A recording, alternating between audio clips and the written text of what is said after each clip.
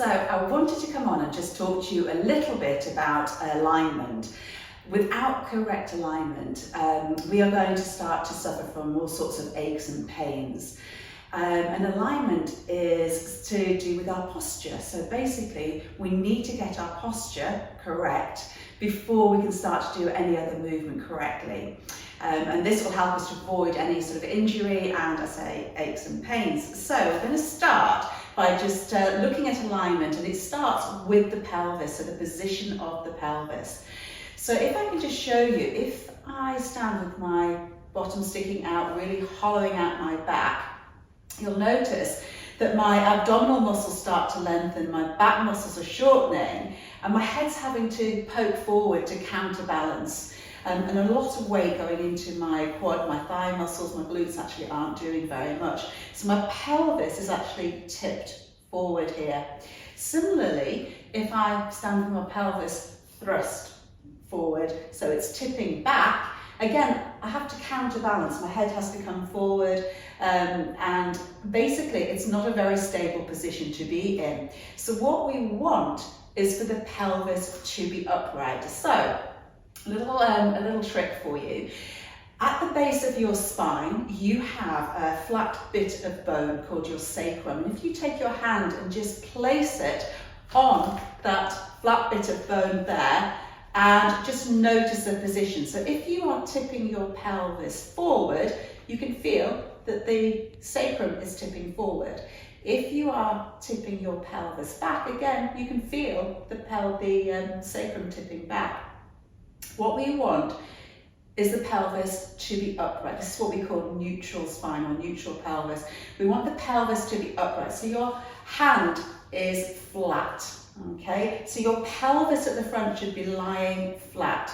Your hip bones, your pubic bone are all upright, okay, not tipped. So this is what we want, is to have this lovely flat pelvis. If I run my hand down, it's going straight down to the floor. And then as you're in that position, you might start to notice there's a slight contraction of the abdominal muscles, so a slight pulling of the hip bones up to the rib cage. So we're just going to take this a little bit further, and we're coming down onto the mat. So just nice and carefully bring yourself down, ease your way down onto your back, and just relax onto the mat with your feet and knees hip distance apart. Relax the shoulders down and just allow the pelvis just to sit wherever feels natural for it to be. Now for me, my pelvis just naturally wants to tip forward a little bit, and I've got quite a deep hollow, a big hollow in my back there.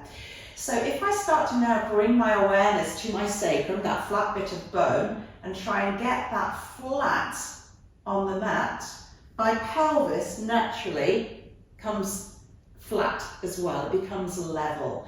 So we want to imagine that we've got a glass of water just sitting on our pelvis, and we're not going to let it spill. So our pelvis is lying flat, the sacrum is lying flat, that flat bit of bone is lying flat on the mat. Now either side of your sacrum, you have two little bony bits, the top of the pelvis. So if you now rock to one side, you'll notice you're on one bony bit and you're on one side of your sacrum. And if you rock to the other side, again, you're on the other bony bit, the other part of the sacrum.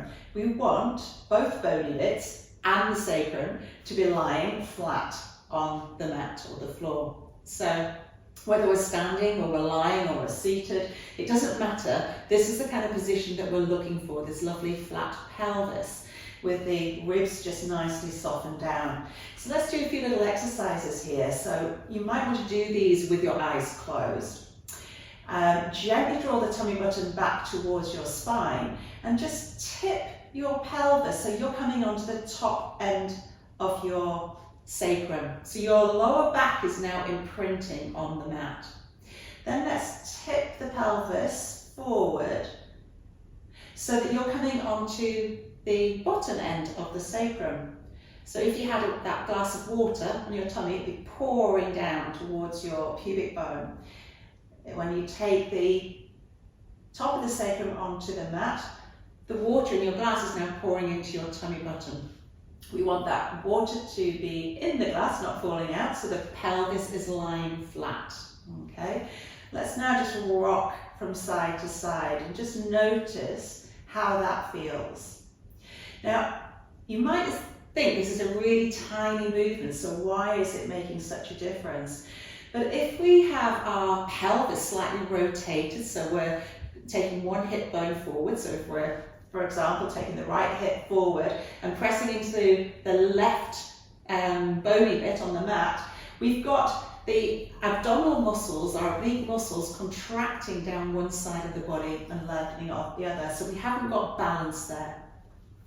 Similarly, if we go the other way. So what we want to make sure is that our hip bones are level. So those bony bits are both on the mat. But we can use it as an exercise as well. So we can do our pelvic tilt, so we can go into imprint, and we can then come into that hollowed out back. So we can go into flexion, tipping the pelvis back, and extension, tipping the pelvis forward. Knowing that what we're doing is allowing the muscles to release and contract, which is good. They're designed to do that. And then we bring it back into that flat position, which is the one that we want for our correct alignment. And we can then take it side to side. And we feel the oblique muscles working as we rock the pelvis from side to side. So it's a nice little exercise to do. And then let's bring it back into center. Now let's feel like we're rolling all the way around. So if you can picture a marble on your pelvis, now roll the marble down to your pubic bone, roll it to the left hip bone, up to the tummy button, to the right hip bone, and then back down to the pubic bone. Then reverse it. Right hip bone, tummy button, left hip bone, pubic bone, and then flatten the back again. So back onto that flat bit of the sacrum. So next time you're doing some exercises, for example, if you do some knee floats, so we're floating the leg up and floating it back down, just make sure that you are keeping your sacrum, that flat bit of bone, firmly on the mat.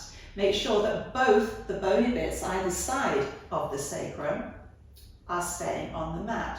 So what we want, as we lift one leg off the mat, we don't want to be tipping the pelvis. We don't want to be shifting the weight to one side. We want to keep that weight nicely balanced. Okay? So there you go. There's a few little gentle exercises for you to do. Think about it when you're standing, how you're standing. Make sure you're staying nice and upright. Remember, it all starts with where your pelvis is positioned. If you need any help, let me know. I'll see you next time. Bye.